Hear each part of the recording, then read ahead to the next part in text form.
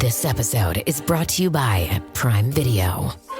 In the small town of Holland, Michigan, nothing is ever what it seems. Behind the tulip festivals and pretty houses lay dark secrets that threaten to tear a marriage apart. Nicole Kidman stars in this darkly twisted thriller about a wife and mother whose quest to uncover her husband's secrets may get her more than she bargained for. Holland, streaming on Prime Video March 27th. He really is America's congressman. I'm talking about Congressman Peter King. Thank you so much for being with us.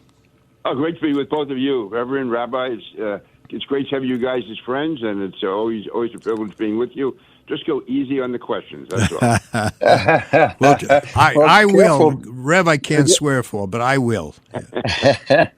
Well, he does some swearing from time to time. I just want you to know that. So, Congressman, I just want to tell you two things. Firstly, I had a conversation with former Fire Commissioner Sal Casano, and he said Wonderful to me, guy. "Yeah, well, he said the same about you." And he said, "Make sure you thank Congressman for the boundless assistance he helped give to many of us who were hurting at a difficult time following 9/11. The grants, the anti-terrorism funding that came through. And you were really there and deserve so much commendation for that. So I just want to say that it doesn't go unrecognized. Much Well, it appreciated. means a lot to me. It means a lot that Sal is saying that. Also, it means a lot when I run into cops and firefighters who are getting the benefits of the 9/11 health legislation we got through. Because for a long time, we had to really fight hard for that. A lot of these guys from the South thought this was some kind of a New York gimmick. Meanwhile, you had firefighters and cops dying of these terrible illnesses and not being treated for them. That's all been taken care of, and it's going to be ongoing. So that's probably the thing that meant the most to me. But we have to ask the question, Congressman, is that in jeopardy given the cuts that are being made in government and programs? Where does a program like that stand? Yeah, when we passed it, and I guess the final bill was passed in 2019, it was all the actuaries, everyone told us that there was more than enough money to get to the end of the 21st century. But even with all the examinations that have gone on, they didn't realize how many more people are coming down with 9/11 illnesses. So now there's a good chance that the funding would run low within the next couple of years. So there is legislation, which the president has said, and the speaker has said, and Senator Schumer has said, will be passed to make sure that it goes forward, and that no cuts will be made in the current program. So everyone says that everything will be done the right way. But, Washington can be a strange place. So they have to say What makes you say that, really Congressman? do. I can't understand why you take that position. Well, I tell you, when you're down there, you realize, first of all, apart from all the uncertainty that prevails in any, I guess, Democratic group, I mean, that's with a small d, we have so many different views. It's even more so when it comes to New York because so many other parts of the country really resent us, and we don't always give maybe our best face to the rest of the country. And so we have to fight for everything. We have to fight for what we're entitled to. Others are fighting for what they think is extra. It is amazing to me that anyone can get away with a kind of comment saying only Christians should be holding office. Here we are, 2025, and as I say, you can get away with it. You can get elected with that kind of mentality in certain places, and that is just disgraceful. And We've moved away from a lot of that. A dear friend of mine for many, many years, he has his own carpet business, fabric business, and whenever we're doing things with the church, and we have a large church. You're talking about 96,000 square feet. And he's always provided the fabric that we've needed, carpeting that we've needed. And he's an Orthodox Jew.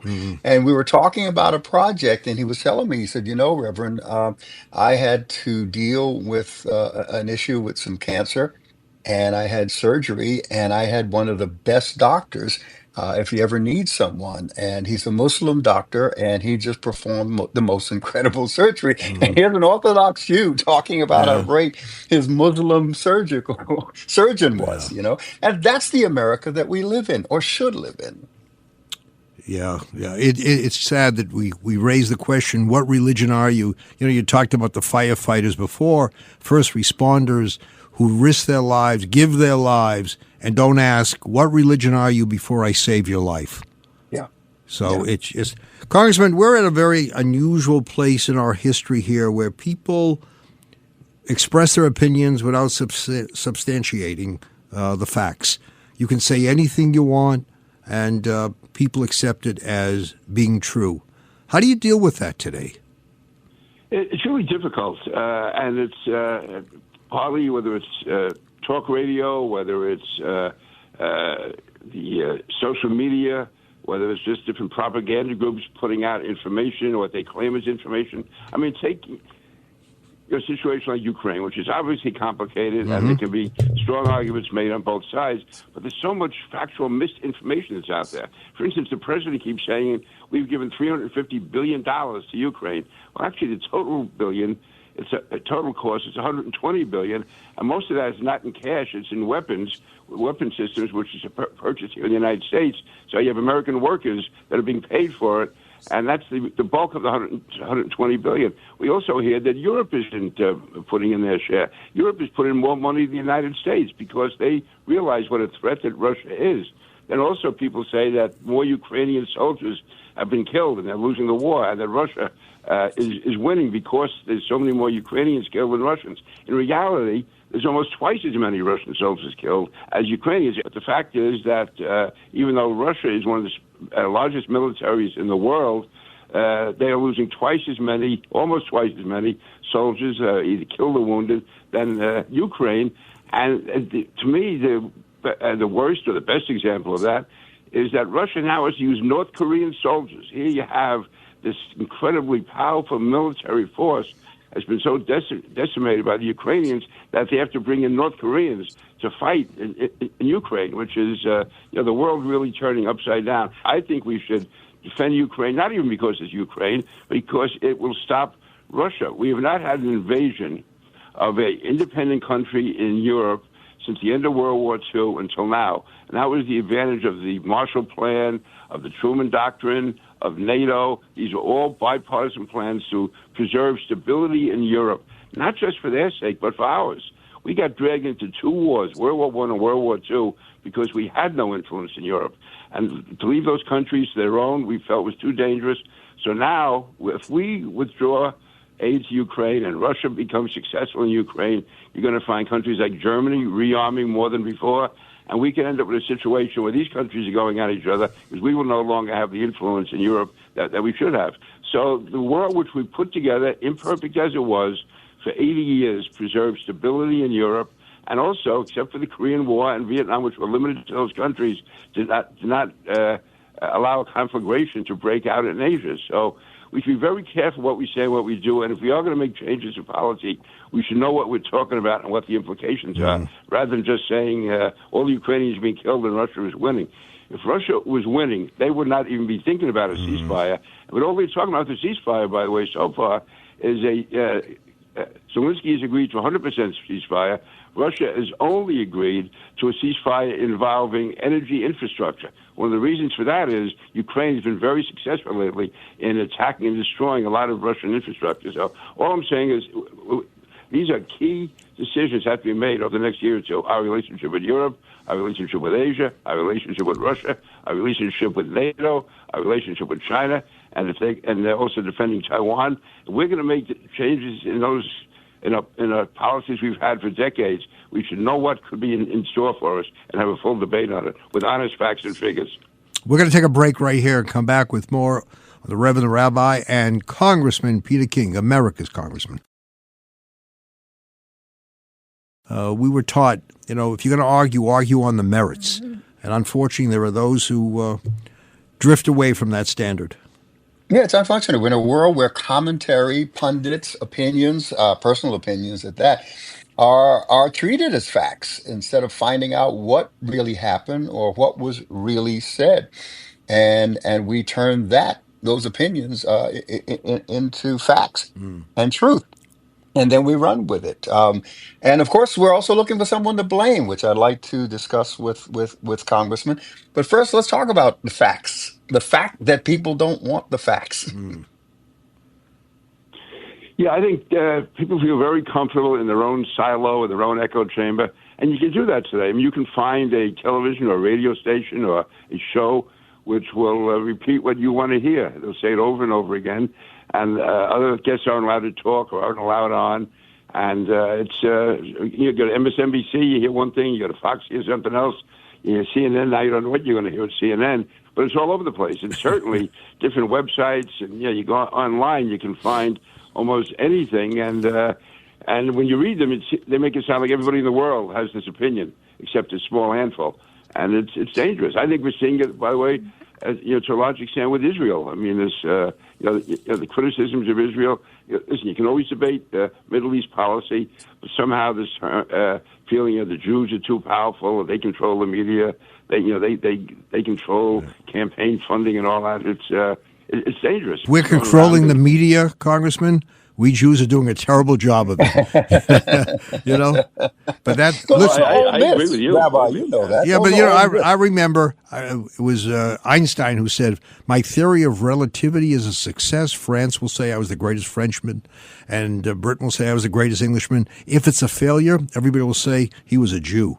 So we get that. We get that when there's a fault out there. What bothers me, Congressman, is that those people who are casting blame upon the Jews don't look at any of the other problems of the world. You don't see them marching for what's happening in Syria to some of the minorities. Right. They don't march for what's happening in Iran. They don't march for what's happening in China. But it's all Israel all the time. I'd like to say here. Go ahead, Congressman. No, Reverend. I've been talking too much. You say.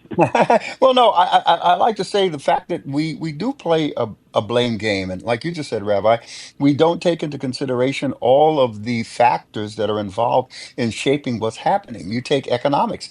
I was looking back at the fact that China and the Asian nations have brought into the global when they started participating more in the global economy. They brought more than 1 billion low-wage workers into the workforce, and it was in direct competition with American workers. But we'll blame the Republicans, we'll blame the Democrats, we'll blame our electeds, we'll blame systems and structures here in America. But there are realities that are beyond our context that are actually influencing and shaping our experience. True, Congressman? Oh, you're right. There's no one wants to look behind a simple answer, a simple solution, or a simple scapegoat, or a simple cause, and it's dangerous. We have to, there's more information available now than ever in the history of the world. I mean, it's there at a moment's notice. You can find out almost anything. In the past, you have to go to the library and spend hours trying to research it. Now it's all there, and yet with all of that, people seem to know less. They have many more facts and much less knowledge.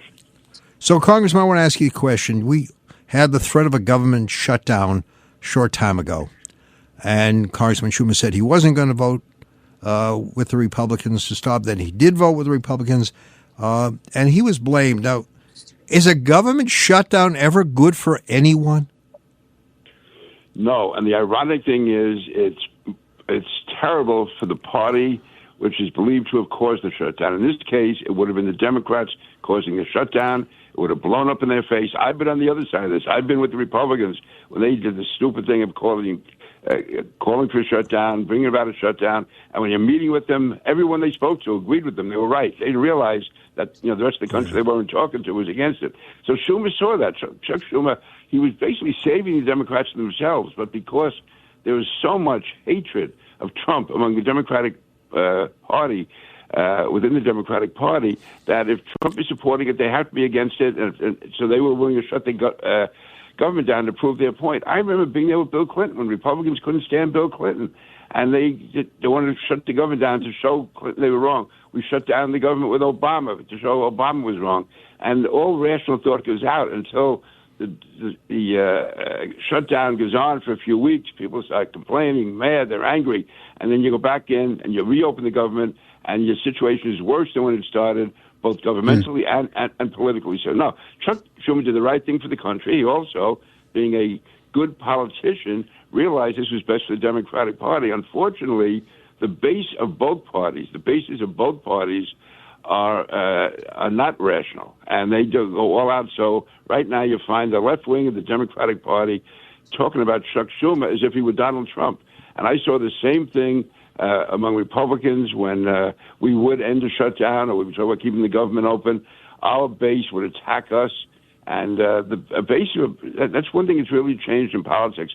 People spoke about how bad the bosses were, the political organizations. But one thing political organizations did was sort of weed out some of the wackos.